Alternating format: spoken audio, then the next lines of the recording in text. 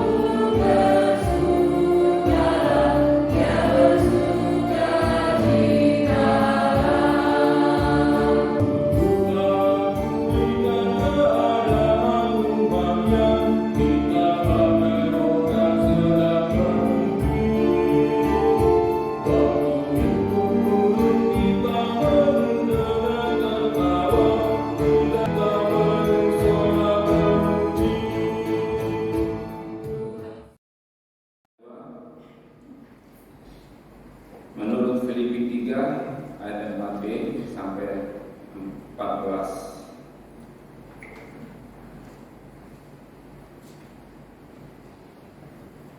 Jika orang lain menyangka dapat mengandalkan hal-hal lahiriah, aku lebih lagi.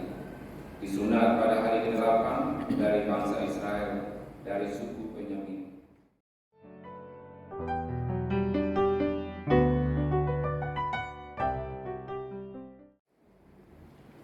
Yohanes 12 ayat 1 sampai 8.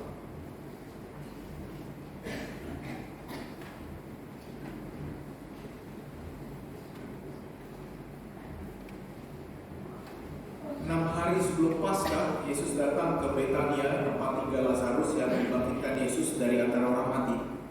Di situ diadakan perjamuan untuk dia dan Marta melayani. Sedangkan salah seorang yang turut makan dengan Yesus adalah Lazarus.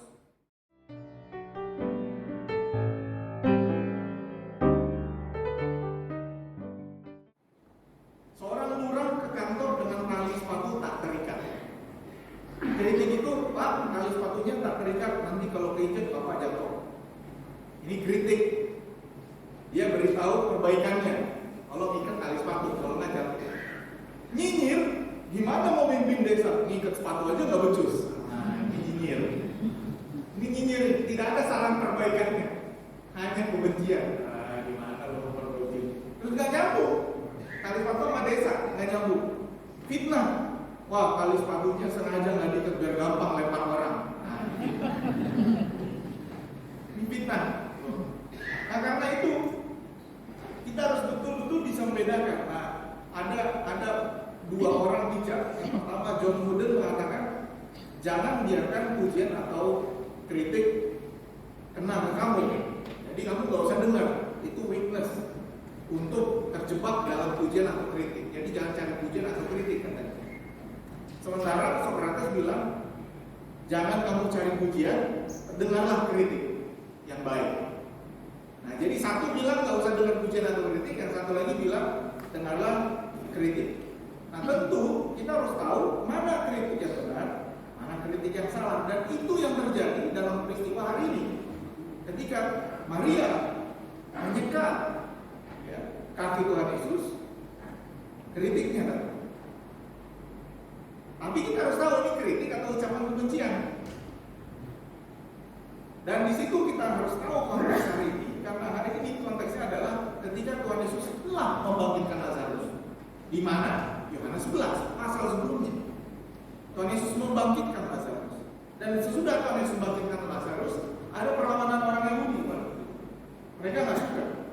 Bayangkan waktu itu hari Paskah sudah dekat, lalu orang Yahudi mencari, lalu melihat, lalu mereka menduga Tuhan Yesus akan datang dan ke bait Allah, lalu bilang, bagaimana pendapatmu? Datang nggak dari sini?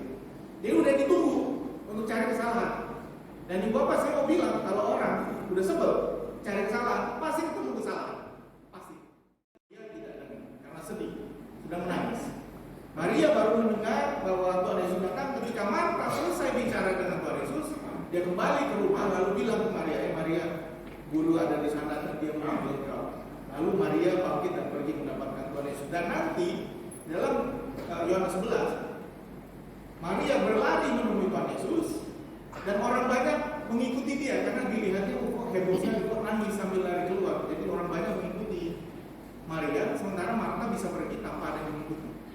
Kemudian ketika Marta bertemu dengan Tuhan Yesus, Marta berdialog. Dia bilang, Tuhan, sekiranya Engkau ada di sini, saudaraku pasti tidak mati. Lalu Tuhan Yesus bercerita, ya dia memang tidak akan mati dan lain sebagainya. Lalu terjadi dialog yang agak panjang.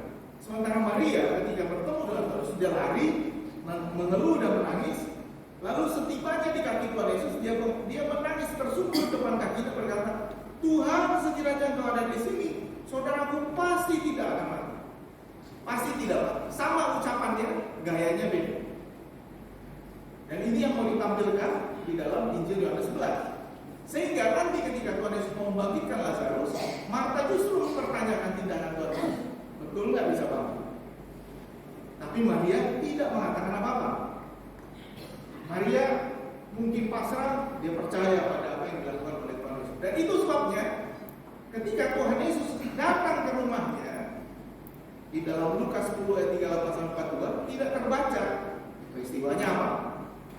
Tapi dalam Yohanes 12 peristiwanya adalah Lazarus yang baru dibangkitkan itu sekarang sedang mengundang Tuhan Yesus duduk bareng di rumahnya, yuk makan. Sehingga kita bisa bayangkan Marta yang kompos, tenang, kalem, pergi ke belakang bekerja. Dan dalam Injil Yohanes juga dikatakan tadi, di situ dia dengan berjamaah untuk dia, dan Marta melayani. Marta tetap pergi ke belakang melayani, tetapi Maria memilih untuk duduk bersama dengan Tuhan Yesus. Tapi kalau ini tidak ada itu, tidak ada keterangan ini, it's legitimate.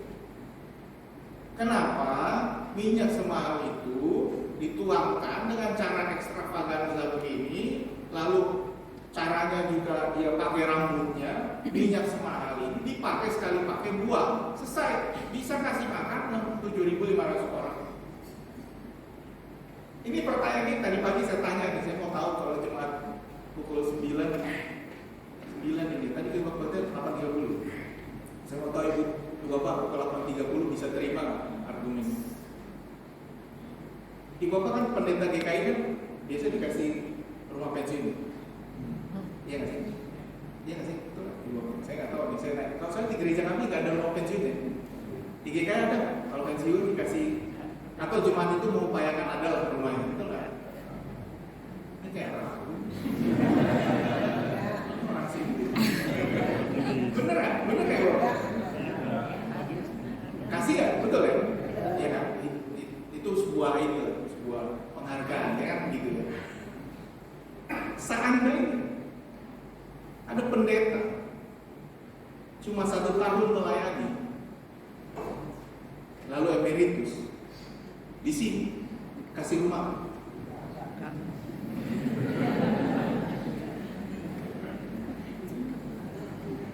Coba ya, kasih rumah. Oh, penatu bilang enggak. Kita dengar penatu. Oke. Sekarang saya tambah keterangannya. Bagaimana kalau pendeta ini cuma 1 tahun, tapi dalam 1 tahun dia buat 3 kebaktian. Kita mulai hari ini 3 kebaktian tahu Bapak. Dia buat 3 kebaktian itu full 3 kebaktian. Karena pelayanannya dia keliling, dia khotbahnya, dia networking dan lain sebagainya full. Dalam 1 tahun full 3 kebaktian, kasih rumah.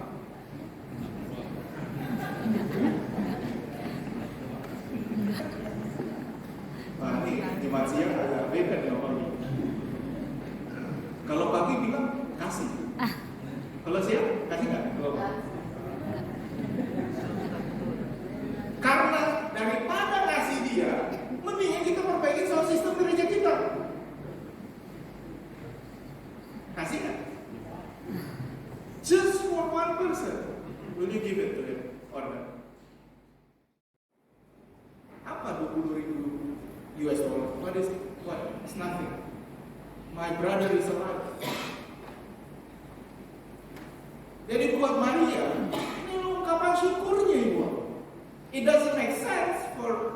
Judas, but it's totally perfect sense for Mary. Dia kehilangan, dia menangis, dia sudah merasakan kembalinya. Apa artinya satu botol minyak wangi? Jadi buat dia yang bersyukur sah, tapi komentarnya juga sah. Sehingga Tuhan Yesus harus menengahi, dia bilang, biarkan dia melakukan hal ini mengingat hari penguburanku. And a good leader, when you have criticism, a valid criticism, you have to answer. Kamu harus jawab. Dan itu yang dilakukan oleh Rasul Paulus di dalam surat kepada jemaat di Filipi. Pada jemaat di Filipi ditanya, emang kamu siapa? Ngatasnamakan Tuhan Yesus, lu ketemu juga cuma sekali juga di jalan menuju Damaskus. Apa sih? Siapa lu? Makanya dia menulis suratnya. Dia mengatakan, ya aku memang orang Farisi, aku dulu penganiaya jemaat, tapi aku sekarang apa yang dulu keuntungan sekarang malah kerugian. Makanya sekarang aku karena pengenalan akan Kristus Yesus lebih mulia dari segalanya, aku melepaskan semuanya. Jadi dia memberi jawaban terhadap kritik orang itu. Dan Tuhan Yesus memberi jawaban. Ada dua. Karena nanti Tuhan Yesus tahu saya akan mati, saya tidak akan sempat diminyaki dengan layak. This is it. Let her be.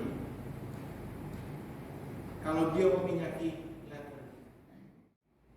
Dan karena itu Bapak pesan buat kita hari ini adalah yang pertama, bahwa Tuhan Yesus menghargai tiap tindakan yang datang dari hati. Dan dari situ Bapak asal dilakukan dengan kerelaan hati. Tuhan Yesus membiarkan, karena Maria memilih ini sebagai prioritas.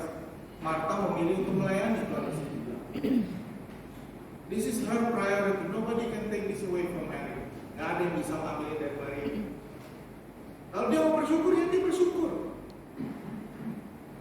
Bapak bayangkan, orang yang harusnya dikubur lagi duduk makan baru dengan orang membangkitkan dia.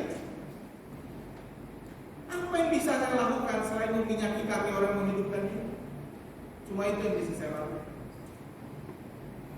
Sehingga tidak perlu, kata Tuhan Yesus, tidak perlu diperbandingkan. Ya, dia melakukannya karena ucapan syukurnya. Karena itu Tuhan Yesus menghargainya.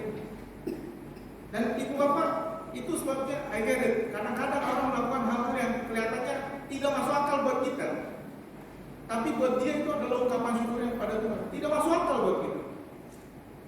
Tidak masuk akal. Ibu bapak tahu bahwa dulu orang banyak di daerah memberikan tanahnya supaya dibangun jadi gereja. Tidak masuk akal buat kita, tapi itu ungkapan syukur mereka.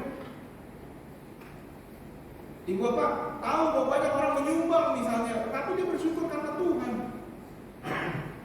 Tapi kalau kita lihat, kita bisa kritik. Of course, bisa kita kritik. But we will never understand. Orang itu punya alasan sendiri. Karena itu ibu bapak, Tuhan Yesus menerima ya. Nah yang kedua, haters akan selalu ada. Haters sebenarnya orang yang sebel akan selalu ada. Dan Injil Yohanes bercerita tentang banyak haters yang menyalahkan semua tindakan Tuhan Yesus. Di Yohanes 9 misalnya ketika Tuhan Yesus menyembuhkan orang buta, orang-orang Farisi malah bertanya, loh kok menyembuhkannya di hari Sabat? Jadi ada orang buta disembuhkan, malah ditanya kok menyembuhkan di hari Sabat. Haters itu seperti ini Bapak, ada ambulans sedang menerobos lalu lintas supaya membawa pasien, dipoto kena tilang. Saya sedang bawa orang menyelamatkan, tapi dia bilang, kenapa kamu tidak menyetir dengan hati-hati? Lah, gimana cara? Itu haters akan selalu ada, Ibu. Dan itu yang membuat kita betul-betul harus bisa memahami mana kritik, mana nyinyir, mana fitnah, mana benci. Cuma motivasi orang kita tidak akan pernah tahu. Kita tahu motivasi Yudas karena Injil Yohanes menerangkan. Seandainya Injil Yohanes tidak mengatakannya, pasti masuk ke kepala kita juga. Iya ya, ngapain? Sayang benar doang. Dan itu ada di Lukas 7. Di Lukas 7 tidak ada keterangan tentang. Tetapi di Lukas 7 bahwa yang protes adalah Petrus. Tindakannya sama, seorang perempuan melap kaki Tuhan Yesus dengan minyak yang mahal dan dengan rambut Lukas. Tapi di kita Yohanes 12, Maria karena dia melakukannya dan dikritik oleh Yudas dan kita diberi pemahaman bahwa Yudas melakukan ini, jadi paham bahwa ini nyinyir. Tapi kalau tidak ada komentar itu, mungkin kita bilang that's a legitimate question. Karena itu Bapak, perhatikan ini, hidup kita tidak boleh tergantung kepada komentar orang. Kalau kita rasa bahwa sebuah pelayanan baik, bukan karena komentar orang kita lakukan, tapi karena kecintaan kita pada Tuhan. Dan karena itu pilihlah prioritas tentang apa yang ingin kamu lakukan dalam melayani Tuhan. Dari situlah firman Tuhan hari ini menguatkan kita. Pilih mana yang berguna bagi kita dan lakukan itu. Kalau kamu hidup berdasar komentar orang karena dia bilang kamu gak akan sejahtera hidupmu, lakukan apa yang kamu yakini memang diinginkan oleh Tuhan untuk kita lakukan. Dan kiranya Tuhan memberkati kita. Amin.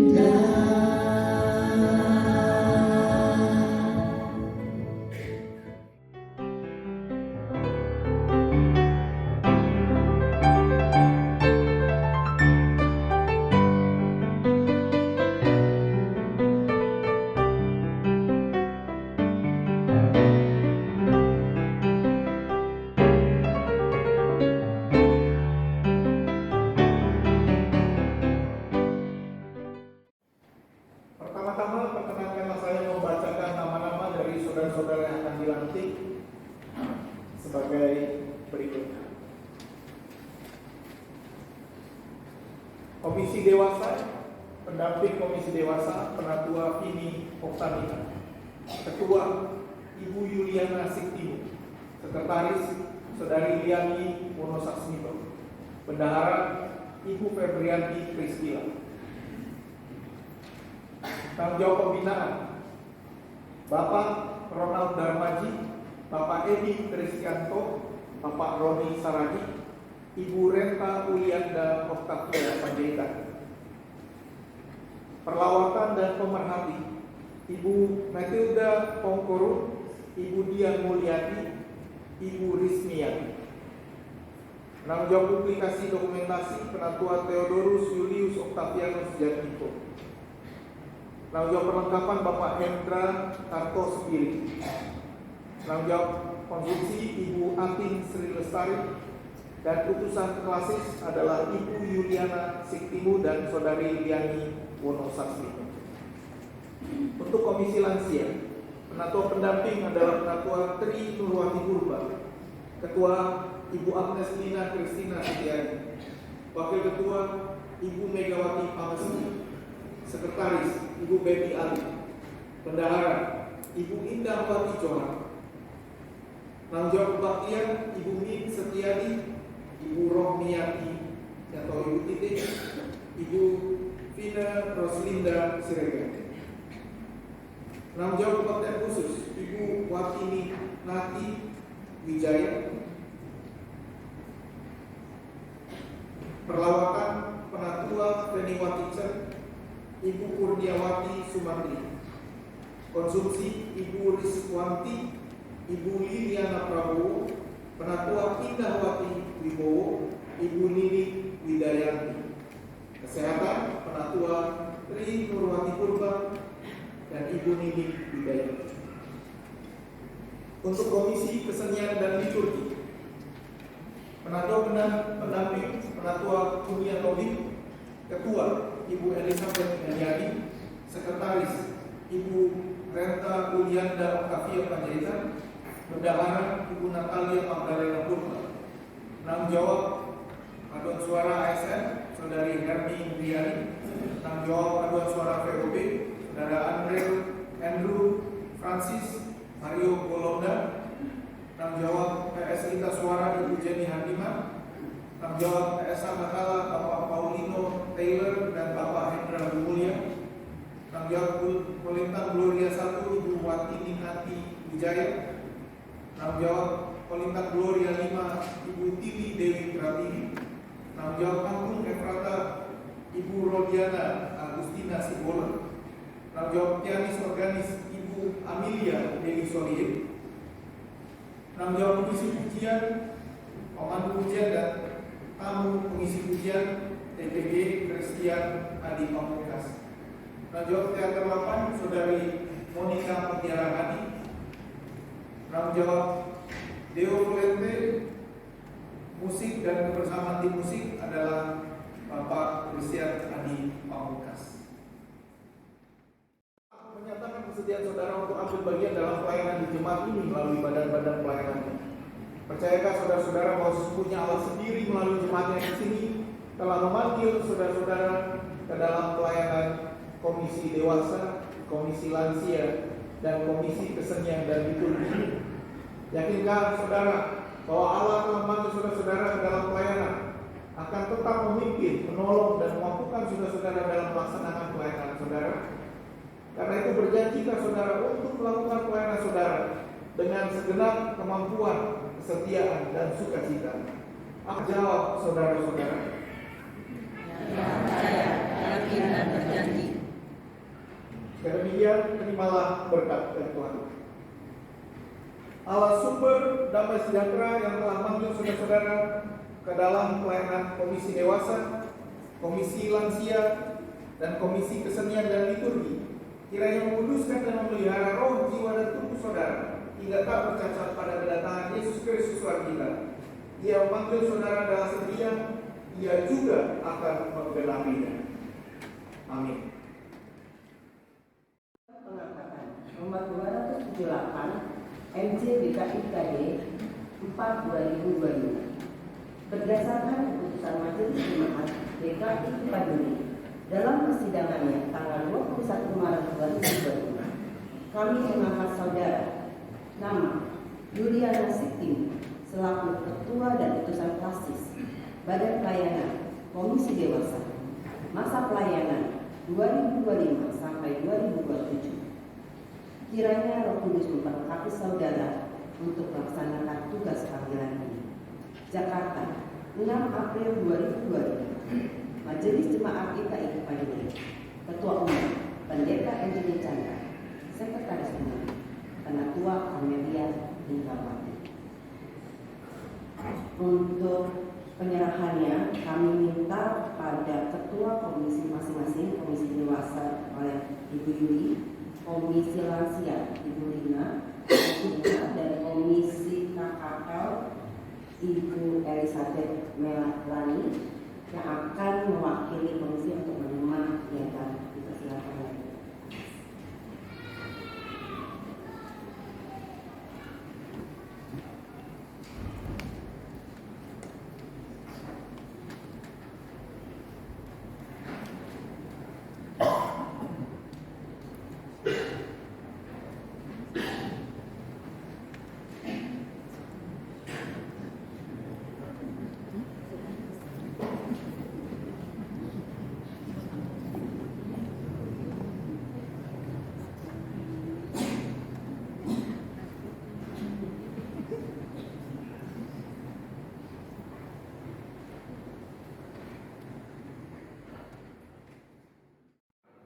Sebab kamu tahu bahwa persekutuan dengan Tuhan jerih payahmu tidak sia-sia.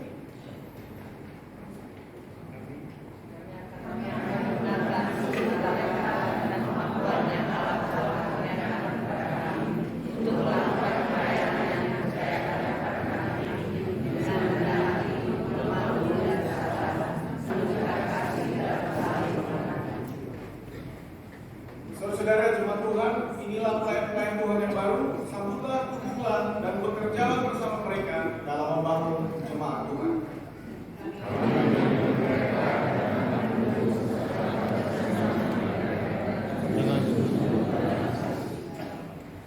Puji Tuhan, Bapak silakan duduk kembali kepada Bapak.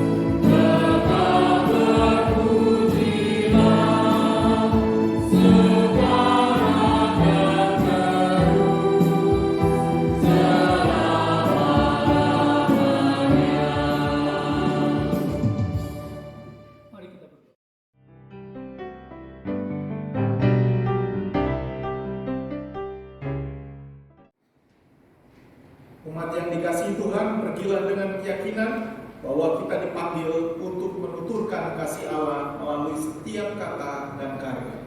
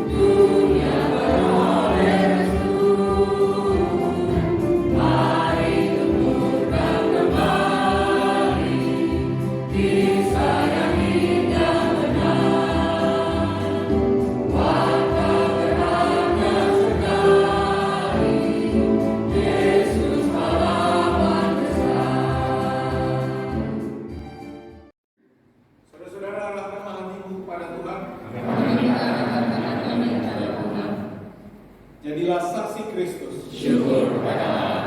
Terpujilah Tuhan. Kini dan selamanya. Terimalah berkat dari Tuhan.